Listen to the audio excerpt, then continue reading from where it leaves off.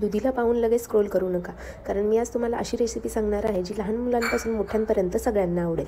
आपल्याला इथे कोवळा दुधी घ्यायचा आहे आणि त्याची साल काढून घ्यायची आहे। जी मुलं दुधी खात नाहीत किंवा दुधी खाण्यासाठी नाकडोळे मोडतात त्यांच्यासाठी ही रेसिपी एक उत्तम पर्याय आहे।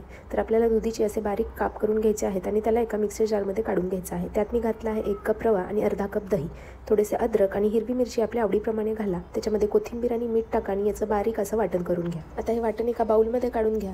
त्यात मिक्सरच्या भांड्यामध्ये थोडंसं पाणी मिसळून ॲड करा आणि आपल्याला हे 15 ते 20 मिनिटं रेस्ट करून घ्यायचं आहे, म्हणजे रवा आपला छान फुगेल।